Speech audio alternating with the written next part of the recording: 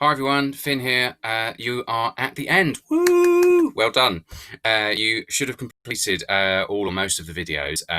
We've been through with your teacher which ones are essential, so not all of you may have done all of them, but if you can, I would go back and do all of them because this series has been arranged in such a way to build up your idea step by step. So if you've got a little bit of extra spare time and you haven't watched all the videos, do go and do that. This one is a summary of everything that you should have done this far and a checklist of all the ingredients you need to write your scene, as well as a few tips on script layout and how to arrange it all on the page. So the exercises that you should have done or have been available: 6-word plays, remember that right at the start. That was 2 months ago for me, but hopefully not that long ago for you. I hope that generated something interesting, maybe even generated the scene idea that you've ended up writing. There was the characters and characteristics exercise. That was where you just get 2 bits of information and put them together and have the beginnings of someone interesting. Star signs, that was a fun one, another way into character. Find your character's star sign, mix 2 different star signs up and see how they might react together. The body outline, that's coming up with internal and external worlds, so the face the characters present to the outside world, but what's really going on inside them. The visualization exercise, this one was optional, but it is quite good for getting to get a sense of the character through just trying to imagine them. So it's an audio only one, that where you would sit and put your headphones on and close your eyes. I hope that those of you who did it found it useful. There's a questionnaire that could go after it to capture the information that you generate that way. Factors affecting dialogue, that's a worksheet table about how region, upbringing, education level affects how you speak. Dialogue styles, another dialogue one. Jazz did that rather brilliantly and acted some of them out. How do they respond? That was a nice one from Adam, looking at different prompts. So if your character is stopped for speeding or other kinds of prompts, how would they actually respond? And then give one away. So you'll have created 2 characters, one of which you're keeping and one of which is to contribute to a pool of characters. And then you will all browse each other's and find a specific character in a specific relationship with your character. So hopefully by now you should have those 2 characters and be clear about their relationship.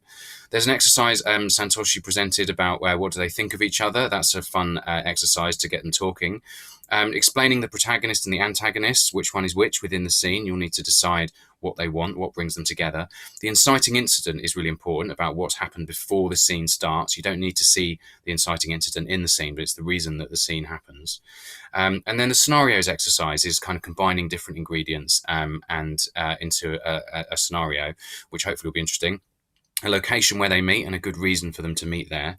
And then the plot, the beginning, middle and end, looking at that scene from approaching empty and applying it to your own work.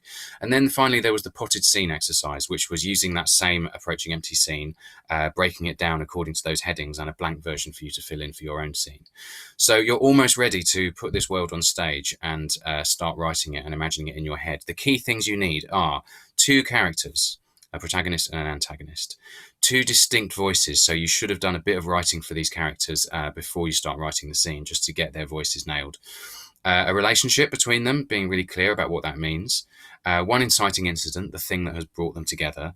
2 objectives, that's what they both want. Now, even though your protagonist leads the scene, they will both want something, and the antagonist should have one as well.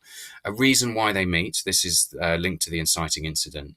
A location where they meet, it should make sense for them to meet there, but to discuss this thing. And a beginning, middle and end, a sense of the story. Script layout is really simple. Title and author, character list, saying their name, age and anything else that's important. Stage directions are in italics. Character names are in bold down the left-hand column. And dialogue is unbolded next to the relevant character name. Here's an example from a play of mine. You can see the title there, Locked In by me. Characters are Blaze, 16, he's an MC and black. Tariq, he's 16, a DJ and Asian. And then the italics is setting the scene, the stage direction. So a pirate radio station in a derelict flat after school. Tariq is setting up his decks. Blaze enters out of breath. And then you can see how the dialogue is laid out with the character names in bold like that. So really simple. Make sure yours follows that format. The play is almost ready to start writing. You might want to write a bullet point outline of the scene and how you think it's going to pan out before you start writing it. That's what I do, and then I pin it to the wall above me, above my laptop, and then it's like a map to follow while I'm writing the scene. I can kind of glance up and refer to it. So have a go at doing that, and then it's time to write your first draft.